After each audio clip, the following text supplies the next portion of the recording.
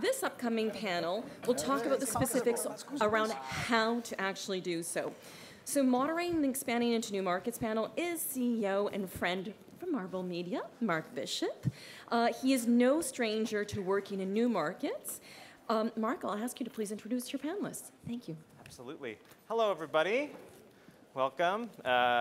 Thanks for finishing lunch and coming to join us. I did just break my chair, so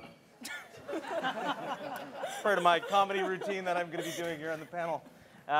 So thank you. This is going to be a really exciting panel, and glad everyone is here for it. As Krista said, I mean, we really want to talk today about, obviously, the title says expanding into new markets, and we really want to look at, again, we've got an interesting case study that actually was formed here at this very conference a year ago that we're going to talk a little bit about.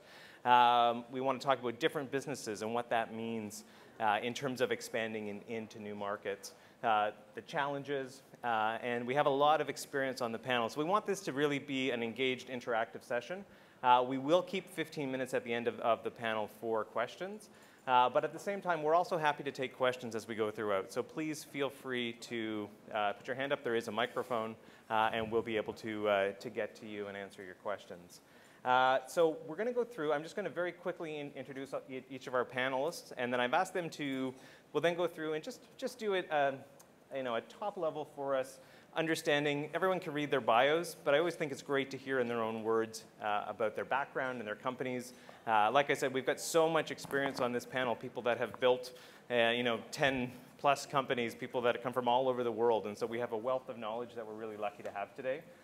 So I'm going to stop talking in a second, and so you can hear from them. To my immediate right is Jayme. She is the founder of Tabcon.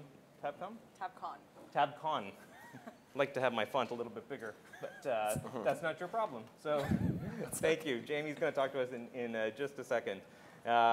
Marcelo, to Jayme's right, the cool bald guy in the red leather jacket from Pebblekick in California. Yep. And again, the two of them who happen to be sitting side by side are actually, they're going to talk about a real world case study, like I said, where they're actually collaborating together on a project. So we'll talk about that later on the panel today.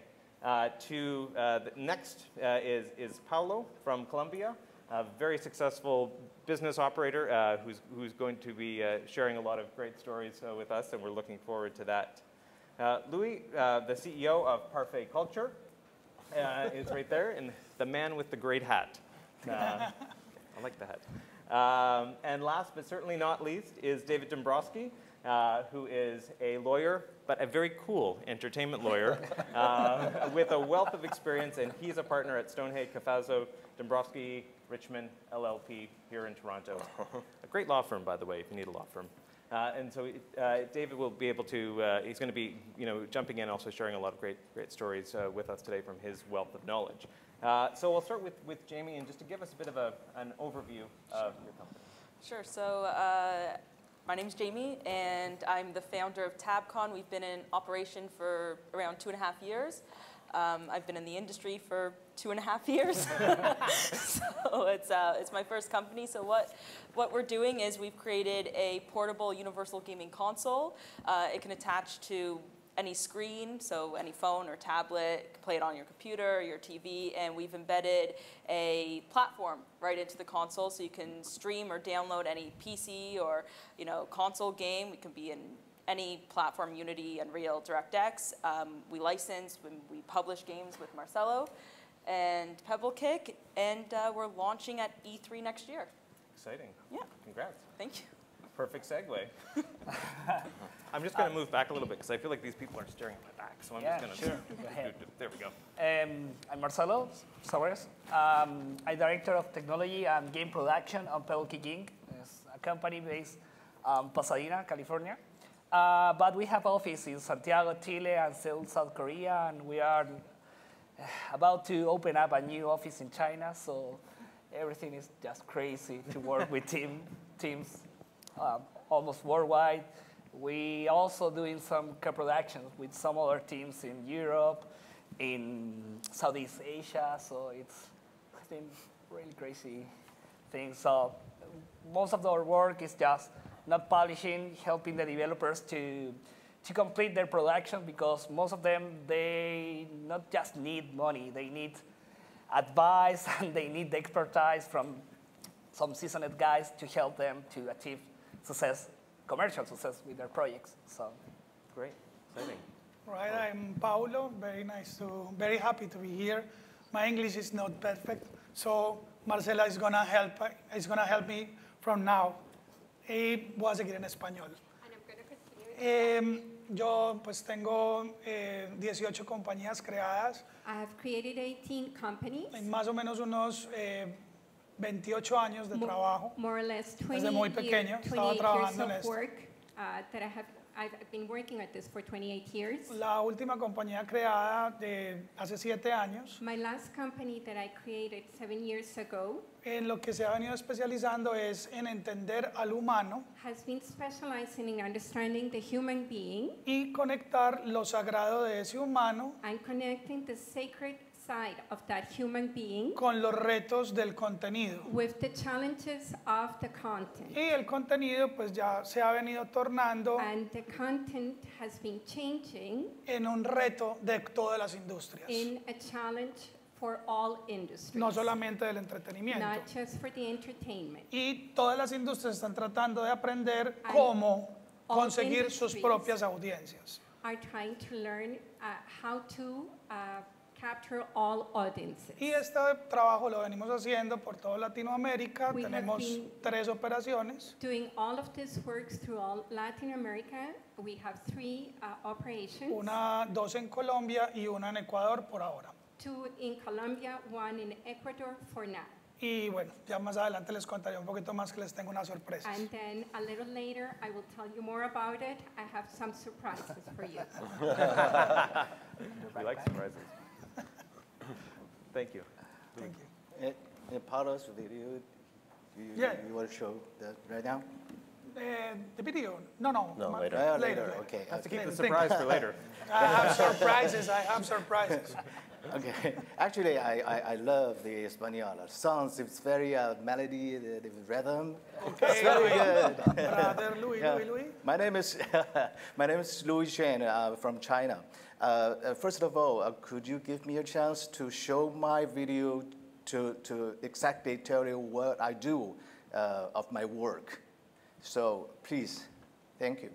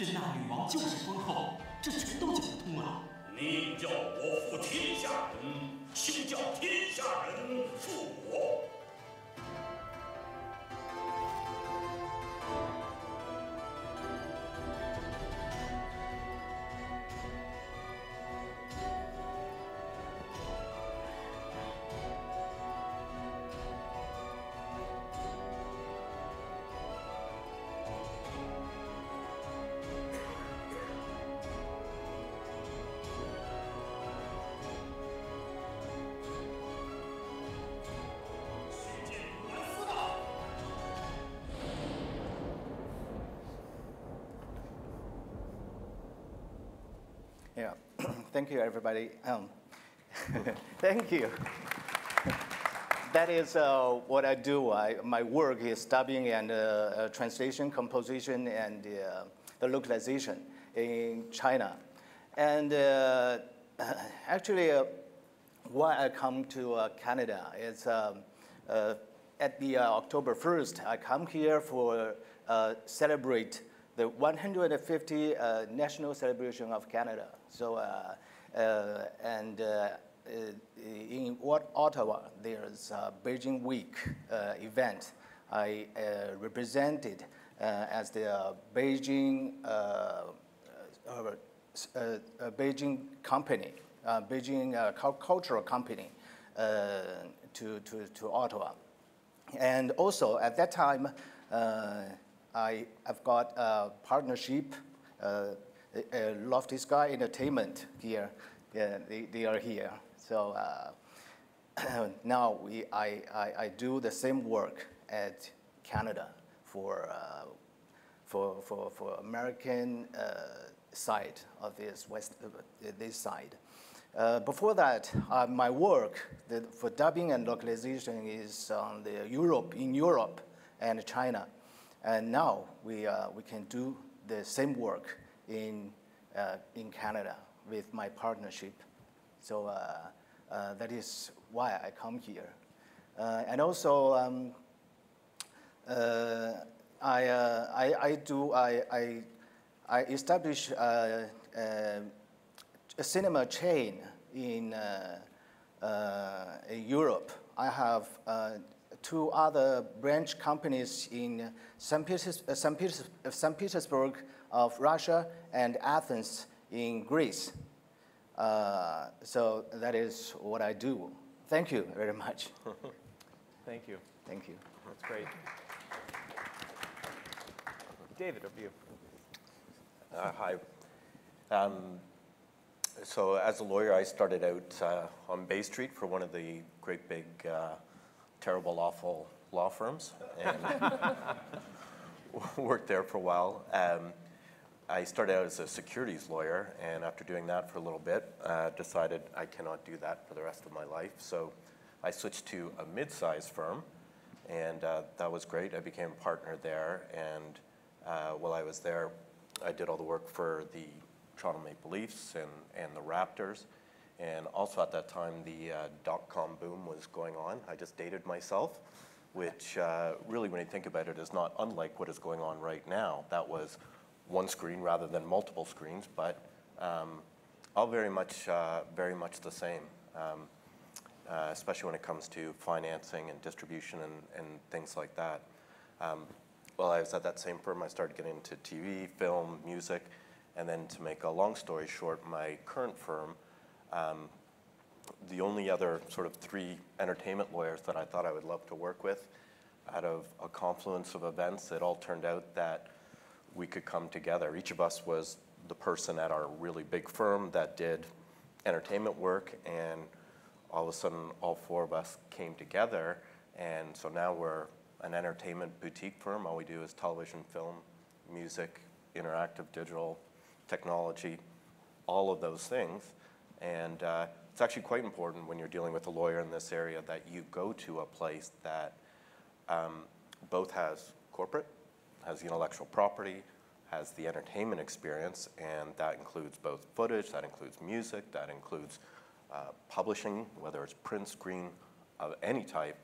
So yeah, it's turned out that even though we are a smaller firm, because the 4 of us from our big firms all came together, I actually find that we're a bigger firm. So that has been, I won't say how many years. It's been a lot of years that we've all been together, and it's been great. Great. Excellent. Thank you.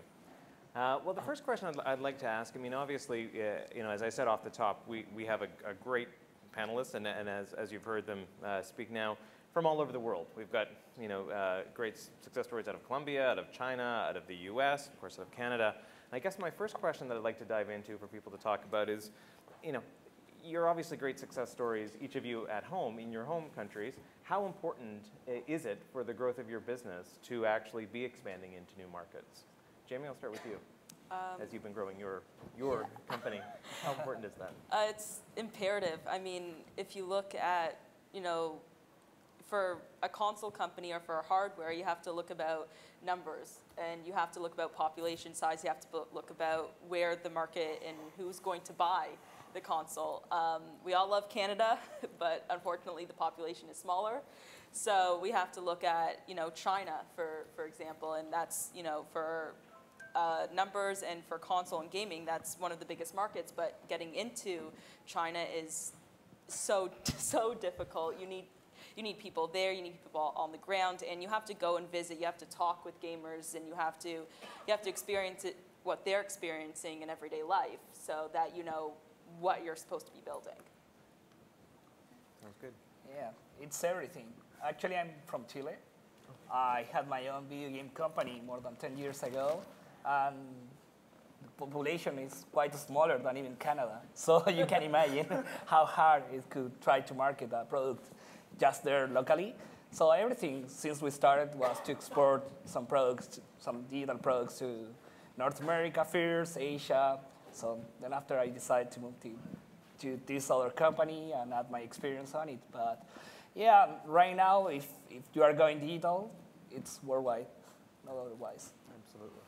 Yo voy a responder de dos maneras. I'm going to answer in two ways. La primera es, pues, qué tan importante puede ser Latinoamérica para todos ustedes The expandirse. first one is how important might Latin America be for all of you. En consumo, pues estamos hablando de 600 millones de habitantes. In consumption, we're talking about ¿cuántos habitantes? 600 millones. 600 million inhabitants. Y de esos, pues un trozo muy grande And from that, there's a very big part lo tiene Brasil, which Brazil has. que con cariño no es Latinoamérica. With that, lovingly, it's not Latin America. Porque pues, Brasil es un imperio. Brazil is an empire. Y ahí hay dos oportunidades muy grandes. And there are two very big opportunities there. Entender el cono desde México hasta Argentina, Understanding the cone from Mexico to Argentina, pero no con un único paradigma. but not with one unique paradigm. Somos latinos, We are Latin, pero somos muy diferentes. but we're all very different. Y segundo, And second, entender a Brasil, como muchos de ustedes ya lo han entendido, understand Brazil as many of you have already understood it. y hablando de números, los que tú estás buscando, allá hay muchos números, tanto en Brasil como en Latinoamérica, en el Talking resto de about Latinoamérica. numbers, there are many numbers there in Brazil as well as in the rest of Latin America. Muy importante porque los gobiernos, casi todos los gobiernos, And this is very important because the governments, most of the governments, los están esperando are waiting for them. y necesitan hacer negocios con And ustedes. they need to make business with you. Entonces no se trata de negocios privados únicamente, So it's not only about private businesses, sino de hacer negocios con los estados y ustedes van a poder ser parte de la transformación de Latinoamérica. but to do business with the states, and you're going to be part of the Latin American transformation. Y la segunda parte es como Dora la Exploradora, con mi morral. And the second part is like Dora the Explorer with my napkin. Por ejemplo, yo les presento la camiseta de mi equipo. Present the T-shirt of my team. Este equipo es el campeón de América. This is the champion of America. Vamos arriba. Este equipo tiene el reto de convertirse en un equipo global. And this team has the challenge of becoming a global team. Y nosotros trabajamos con ese reto. And we work with that challenge. Y en ese reto, la globalización para que nuestra liga de fútbol And in that challenge, globalization, so that our pueda football tener team grandes jugadores, can have great football players. es absolutamente importante. And that is absolutely important. Por eso yo espero que a partir de ya ustedes cada que vean esta camiseta, For that reason, I expect from now on, when you see this top, apoyen, you apoyen, support.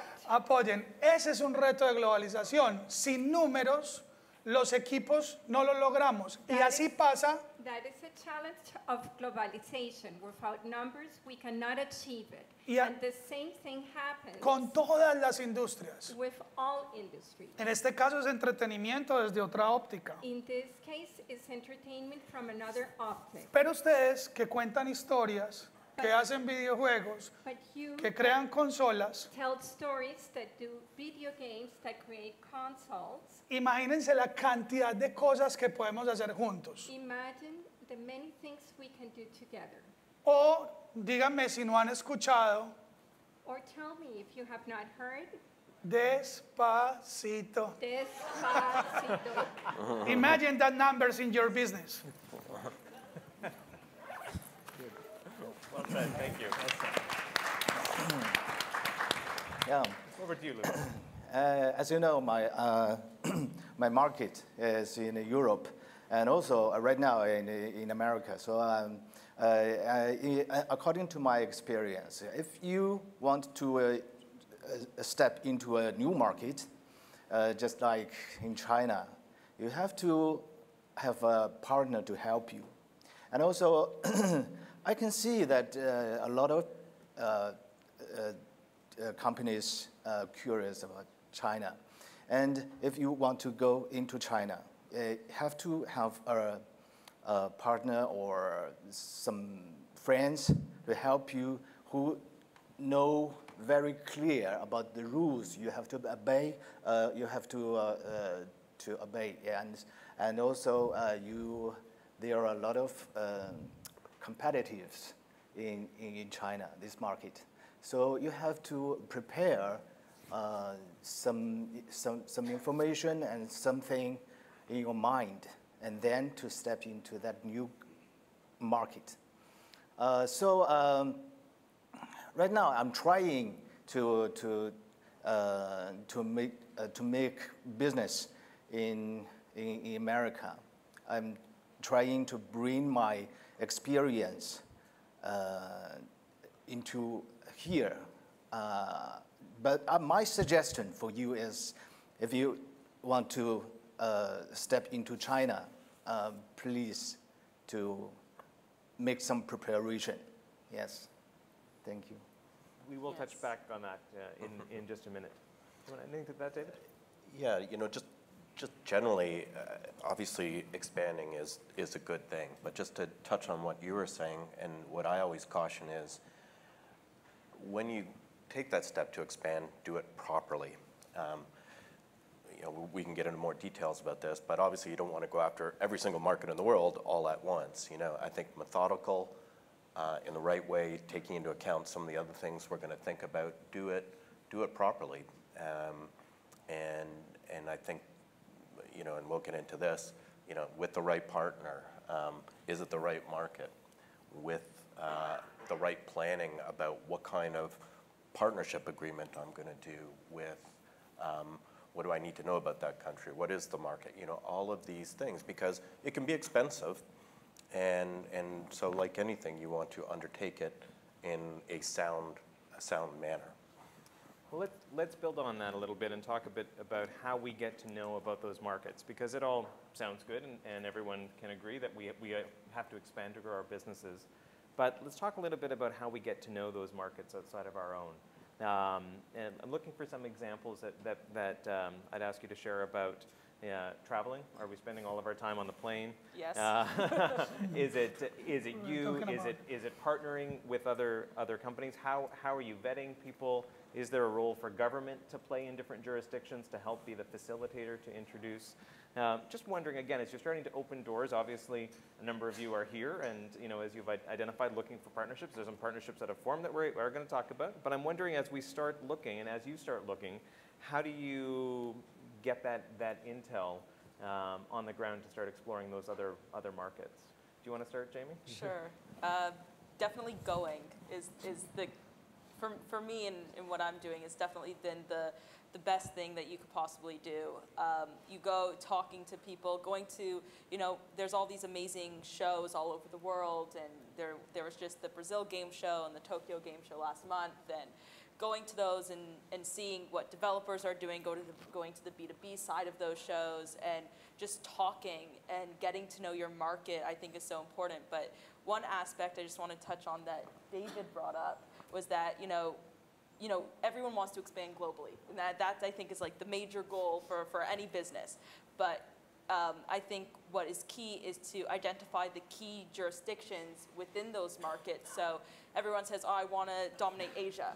But what country in Asia is going to really take on your market? I want to dominate North America. Well, North America is really the US and Canada. So how do you penetrate in if you're a company from China? So I think it's really strategic thinking, and I think it's also the planning and the partnerships and you know, getting to know people is important. And can I ask you, though, just to build on that for a second, Yeah. when you say, you identified earlier China as being a key market for you, so how did you make that initial assessment that China was important for the growth of your business?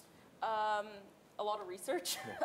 Also, my investors are from the Chinese market. So it was, you know, when I was looking for investment into my company and when I was looking to expand, I was looking at strategic partnerships on how I can get into a market. I mean, legal aspects in China, partnerships, that's a whole nother topic of conversation for another day. That's a whole panel next year. Come back next year. That'll be next year's panel. So you know, I knew from the get-go that it was an important market, especially in the PC gaming world and in the console world, where a lot of, you know, Xbox, PlayStation have had trouble there. So I knew that I wanted to overcome those issues and bring something to the gamers. Great.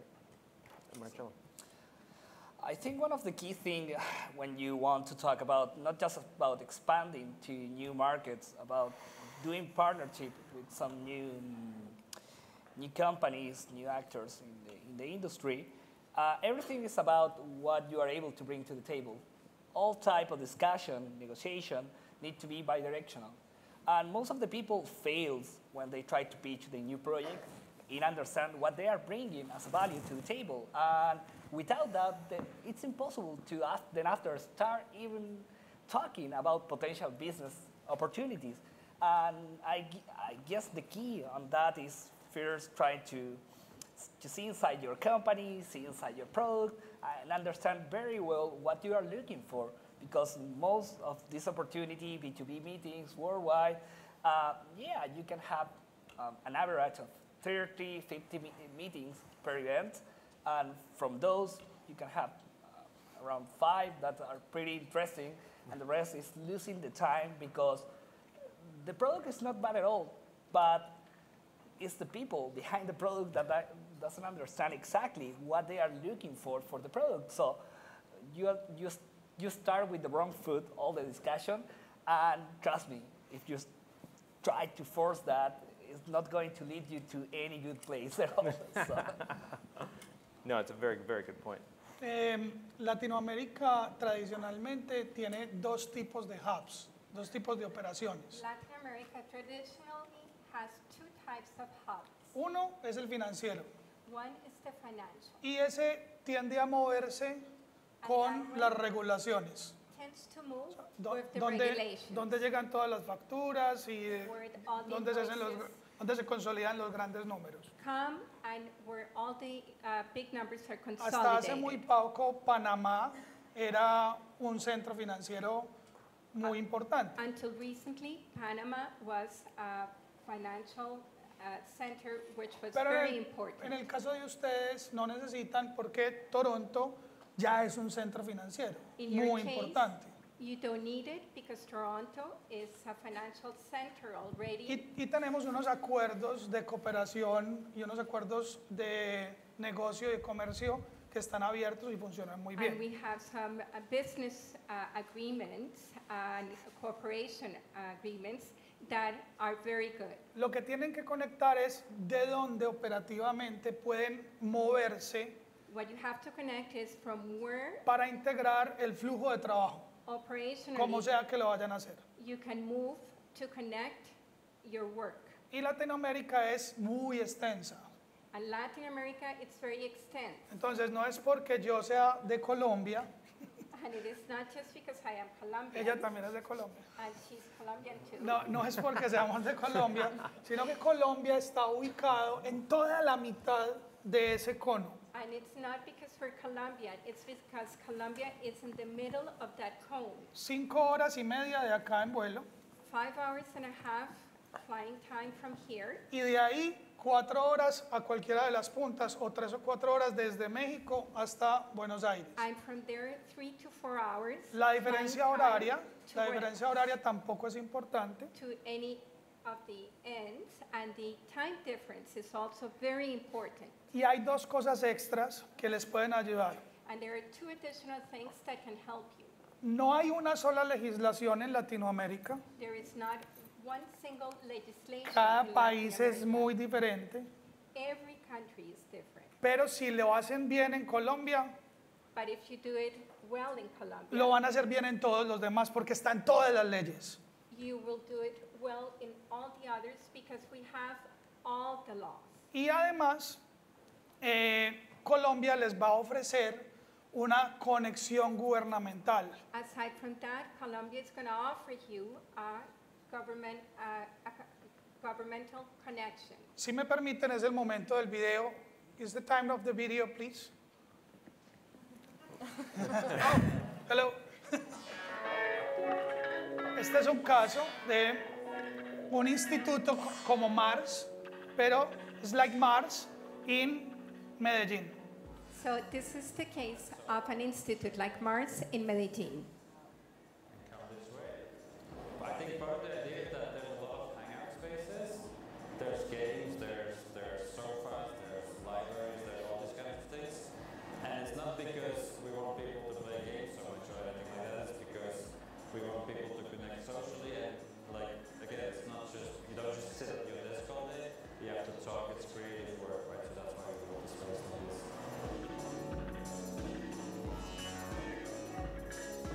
We've been growing and growing and growing, and I think we're probably 12, 13, 14 offices by now. And we expanded into Colombia last year, 2015. I think we picked Colombia. There's a bunch of reasons, but the main reason I think is the talent. So, like, because what we do, it's very focused on quality. So we need really, really good people. We saw there was a lot of talent in Colombia, a lot of engineering schools, a lot of people with good experience. We moved pretty quickly, so we decided, okay, let's open an office in Medellin. And the initial team size that we wanted to reach within the first month or two was like 30 people. So now where do we sit them? And it's not just that we need a space to sit, we need like a space to work. We don't just have desks, but there's meeting rooms. People can collaborate. Like our work is very collaborative, and there's also a lot of collaboration internally, but also with the US. So we do a lot of calls. We need amazing internet speeds, meeting rooms with video setup and all that kind of stuff. So we need a kind of a very effective, cool space. If you think of like the kind of work that engineers and digital people do, versus just seats, right?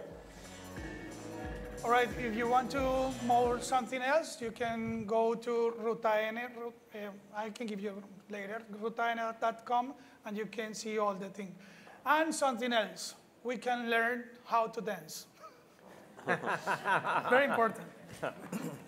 Thank you for that. I do want to go there, and for all of us Canadians, I appreciate the fact that you have an air hockey table as well. If everyone noticed that, the air hockey table. It's great. Look forward to coming to visit. Please. Yeah. Okay, let me tell you the story first. You see, these shoes, I got these shoes from Russia. A gift, a friend of mine, of Russian, he gives me these shoes as a present as a gift of the birthday. When he took me to a mall and asked me to buy shoes, and then he gave them to me. And this hat, I got this hat in Greece. This is in Athens, also as a gift from a friend of Greece. And then when I back to China, I noticed that they are all made of China. I just bring them back to their homeland. So I would like to say Chinese people, they are making things, even in making games and video and movies, trying to be internationalized, to be acceptable by Western people. And if you try to into China's market, you have to think to change your mind change the way of thinking. I give you an example. I have a client. They have a very, very huge game. I would not like to say what the name of this game. It's a very huge game. I do dubbing for this game from 2012 till now, still not finished. So it's very huge. It's every week we have to do some of the dubbing for this game. And they put this game into China market, and they haven't think of the consumption habit of Chinese people. So they like to they sell the game with 88 RMB yuan. 88 RMB yuan. You can buy this game and play into this game freely. And then you need not buy anything other else. But in China, our Chinese people like to play a game freely. No, it's no need to buy anything, and then play and into the game to buy some instruments, to buy some weapons or things, and then they spend a lot of money into it. Even me, in a game of very short game from 2014 till that year, 1 year, I spent about $15,000 in one game. So I tell you that Chinese people, they have a lot of money to play a game or to watch your movies or something. They have money, but you have to obey their rules, obey their consumption habits. So that's why I say when you are thinking of trying to step into the China market, you can choose a good partnership, just like us. If you choose us, I will help you to change your minds, to change your with a way of thinking. Even I can help you to win in this market. Thank you. Excellent. There we go. Help you to win in the market. There. Everyone's going to be wanting to talk to you after. For sure. Dave. So some other suggestions. We talked about, obviously, going to the market, getting to know people, going to conferences, things like that.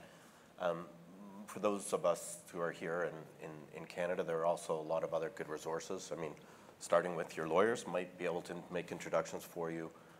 There are consultants that you might look to hire to help advise on this kind of thing. Certainly through I/O, there can be some great opportunities to learn about, by joining something like I/O, meeting other people, learning about how they've done it, or partners, or getting introduced through that way.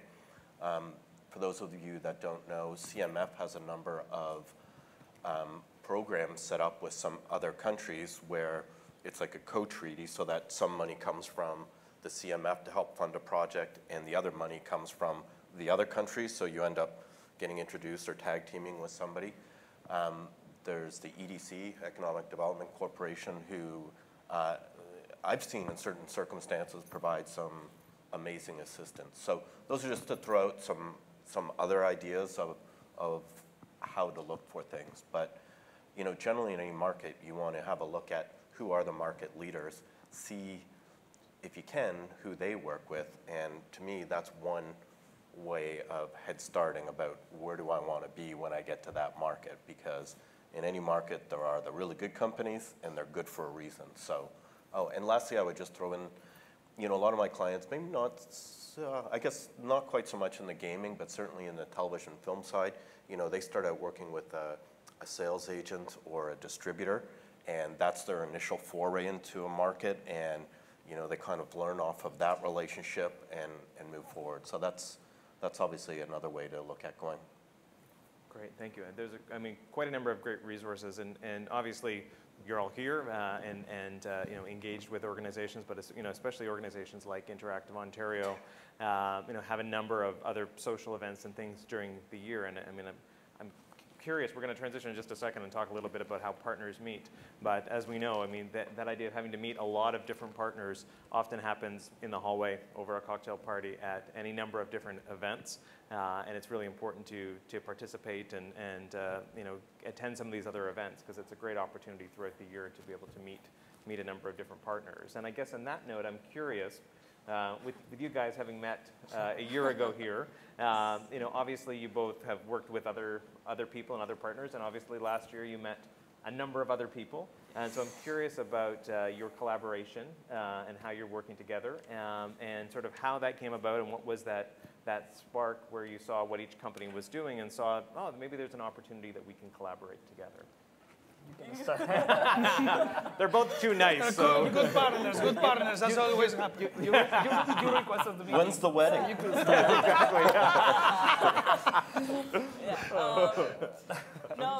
So last year at iventures, they were having, or Games On, as it was called last year, they were having like B2B meetings.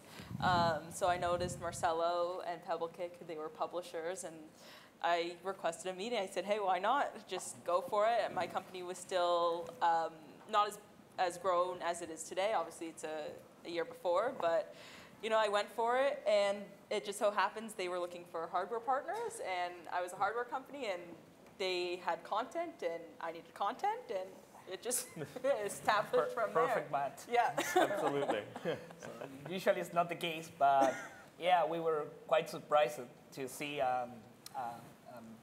Toronto-based company developing their own handheld console.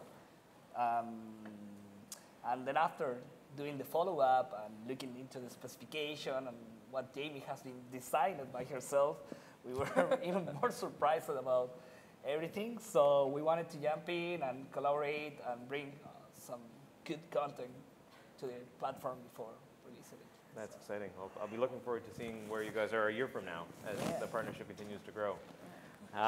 We are going to take questions in just a couple minutes, but I also think it's important that we learn some lessons in terms of some of the challenges maybe that people have experienced, some of the things that haven't worked, some of the pitfalls and things to avoid. And so I guess I'm curious about some of the challenges, and we've touched on some of them, but particularly around localization. Be it versioning for local markets, be it we're talking a lot about China and understanding the local culture, and so I wonder in terms of some of the things to watch out for, and maybe some of the assumptions people make at how easy it is. If any of you can share some of your own experiences, particularly around avoiding some of the pitfalls of localization. Yeah, actually, in China, we have a state language committee.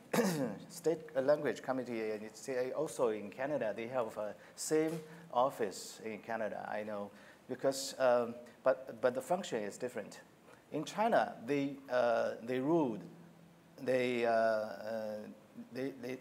use Mandarin as our language, but if you would like to do the language localization, you have to choose Mandarin. Is perfect.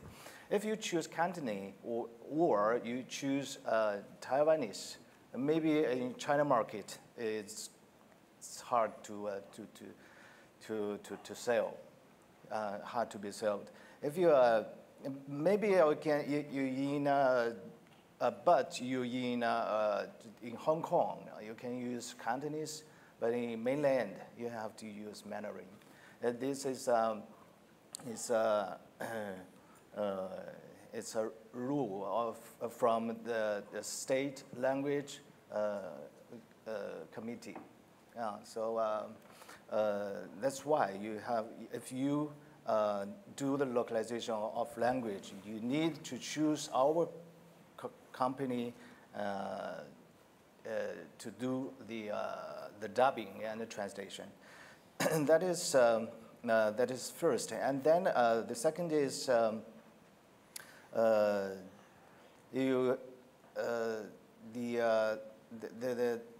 I just said you have to change your the way of thinking in this cultural area, because our culture is totally different. It's totally different. Our thinking and the Western people's thinking is it's different. It's very difficult to say, but yeah, it's different. So sometimes you could not understand Chinese people, and the Chinese people could not understand you. For example, in China, we have a very famous story named is White Hair Girl. White Hair Girl, for the Western people, that is no meaning. It's no meaning. But I saw a lot of Western people, they have white hair. But China, if a girl has white hair, means looks very old, looks very old. So the white hair girl in China, that means a girl very poor and looks very old. That story is ridiculous. I think that's ridiculous. And also in Western, in Australia, there is a song named is I forgot it. Always considered as the second national anthem. How to call it? I forgot. But the lyrics, it's very ridiculous for Chinese people. We could not understand why this song, the lyrics like that. But it's a different culture. Yes, that is the culture. If it's Despacito, I don't understand too. Yeah. So that is have to change your way of mind, and also what we do for dubbing in China is difficult for us because, for example, when we import and a game into China, we have to do the dubbing for it. But for Western people, you always have a low voice, just like yes, welcome this world. Sounds very sensitive. Yes, but for Chinese people, we have no such a voice. Yes, so when we do such a work, that is very hard for us. Yes. There's something like, oh, Yeah. So we tried to choose the dubbing actors and actresses, even actresses. You know, these Western the actress voice like a guy. I can't imagine it, but I met such a thing very frequently, and so we the same challenge. When we bring a China's game or movies into West country, you have to choose a voice like this to do the dubbing. That will make the stories make sense. So that is, I think that is hard part for our work. That is a challenge for doing this work. Yes. Absolutely, and all the more reason to have a local partner that can help you with that, Yeah, so you don't make those mistakes. Thank you. I'm going to go to the audience and see if there are any questions. I've got lots more to ask, but I'd love for other people in the audience, if there's something that you want to ask. We have comment over at the back. I think there's a microphone, or we can hear you. Yeah.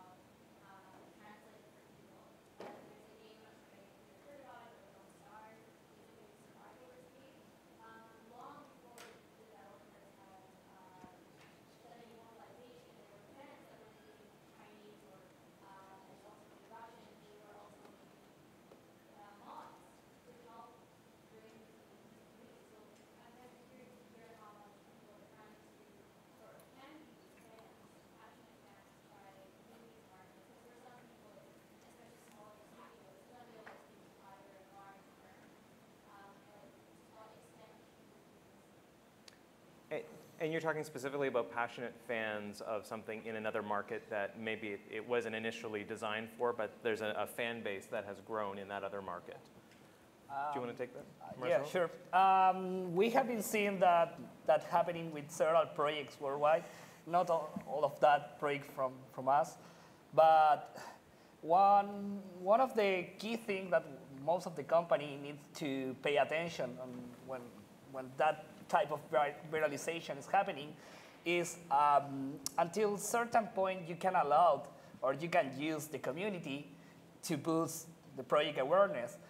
Because at some point, if you allow too much the community to take an active role on your projects and trying to change it, probably if you don't put some sort of, no, it wouldn't be censorship. It will be more like some sort of control in how some third party is editing the content that you originally developed in some other language or to another culture.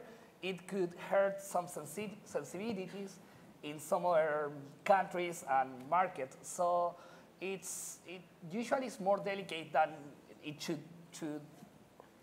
could appear. And it's something that usually because the number is so small in comparison on some other bigger projects in the amount of people involved doing fans translation or something like that, it's like some sort of gray market right now. When this has been happening with bigger companies and exploded a little bit bigger than someone expected, what always happens is the fellow lawyers appears in and put a cease and desist over it because, yeah, the C&D.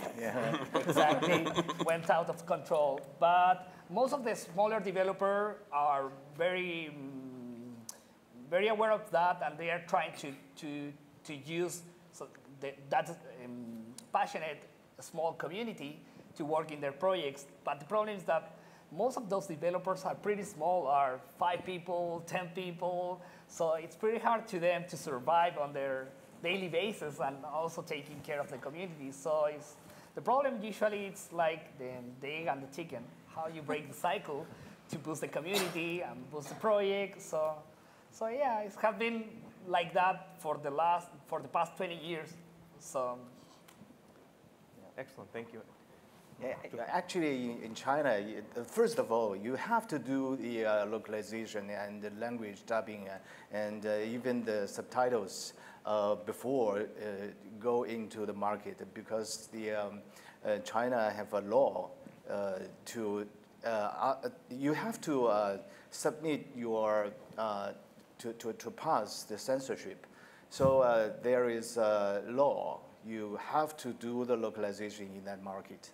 That is the first of all. And the second is if you do the language change into the translation, then you can gain more money and gain more fans from this market.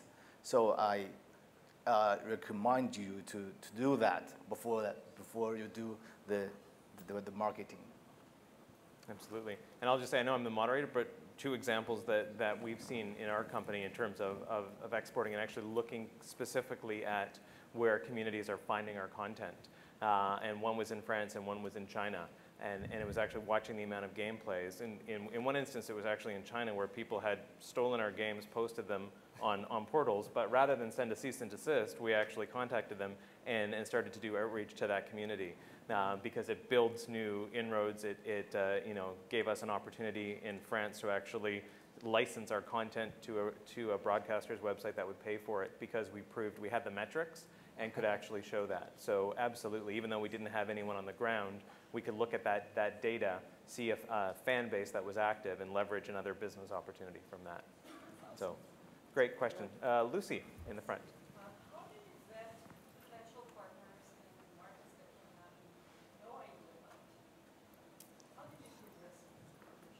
Great question. Who wants to take that one first? That's tough. It's hard.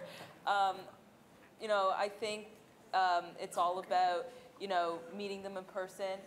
If you're For example, when myself and Marcelo were getting into partnerships, I did a lot of travel down to California, and they also came a lot to Toronto, and you know, it was around a 3 or 4 month process of just courting each other, getting to know the other person on a personal level, trying to see what their, you know, logics are, what their motives are, what they want. I think that's really important in any business partnership or relationship, is that especially in an industry that has so much financial backing to it, and there's a lot of money behind what we do, that you don't really want to make incorrect decisions. So the courting aspect and just getting to know each other and really seeing, you know, how, you know, going to their offices, how do they operate, a day in their life, I think is just super important.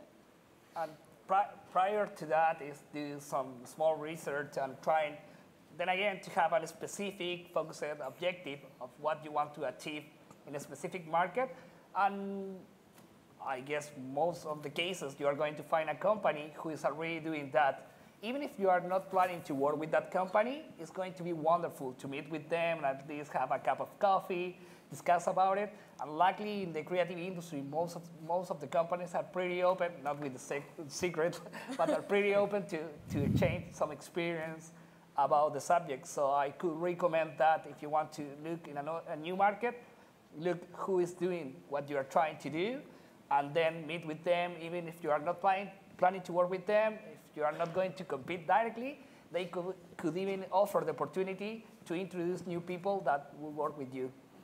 I was just going to say, you know, from a legal point of view, I don't know how many times that a client will come in and say, oh, I've met this fabulous new company. We're incorporating a company together. We're putting our whole catalog in. They're putting our whole catalog in, and we're charging off the business. And I'm like, whoa, whoa, whoa, whoa, whoa, whoa, whoa. Why don't you start with one little project first and work together? You know, it's kind of like living together before you get married. And honestly, you can do as much vetting as you want, but always, initially with a partner, take it very easy at the beginning, and short-term agreement of some sort. This is my personal view, especially when you're dealing internationally, because no matter how good my contract is, if I'm here in Canada and I'm contracting with somebody in Colombia, yeah. Even if my contract is ironclad, the reality and the difficulties of going and enforcing that particular contract are difficult. So that's why we have lawyers, right? Well, and I like going to Colombia, so it's all good. But nonetheless, it's, you know, if there's only $200,000 involved, what are you going to do, right? And another thing that's really important in my point of view is when you're forming your contracts, what I always say is try not to commit yourself too far ahead of the money. So for example, let's take, you know, under one of these treaty productions that are being done together. You know, both parties have to do certain things. Just make sure you are not doing your thing until the other person has done their thing. Or, you know, like I'm not committed to the next stage until you fulfilled this stage. And I know it sounds stupid, but that's how you protect yourself. En el caso de Latinoamérica, la recomendación es lo institucional. In the case of Latin America, the recommendation is the institutional.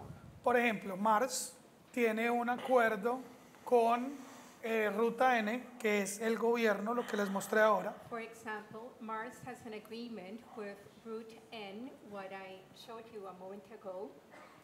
Y la idea del gobierno es poder auditar y validar cada uno de los oferentes. And the idea of the government is to be able to audit and vet every person offering. Entonces tienes un trust en el gobierno. So you have Funciona como un trust company. a trust company, or it works like a trust company in the government. En segunda instancia, es muy importante la cultura. And in second instance, culture is very important.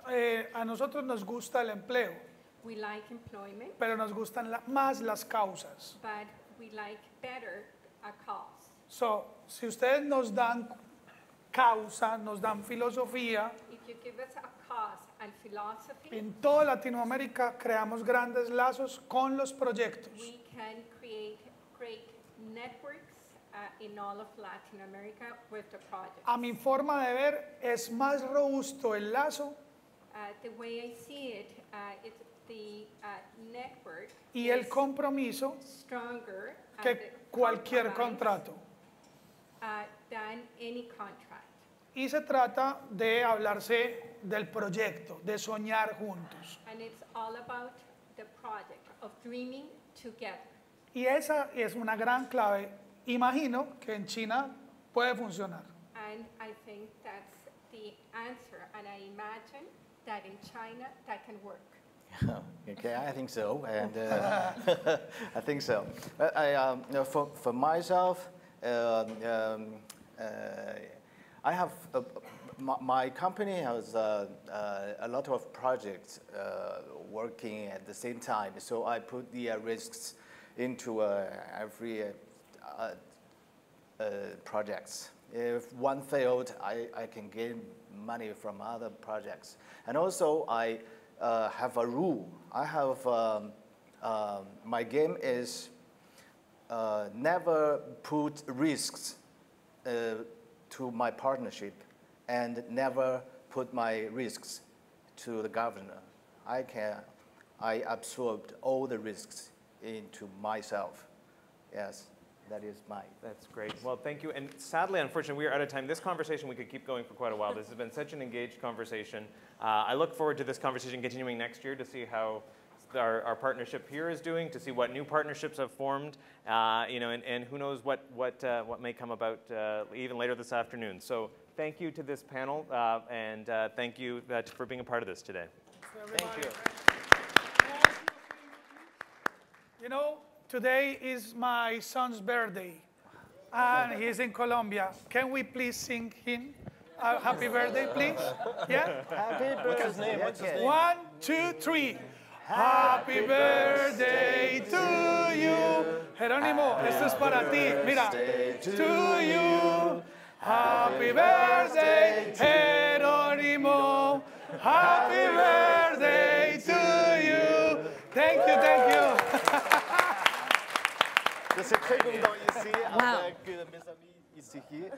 That was so interactive. Thank you so much. So I'm like, how are we going to top that? Mark, Jayme, Marcelo, Paulo, Luis, David, y también gracias a Marcela Brown por tu ayuda con la traducción. Muchas gracias.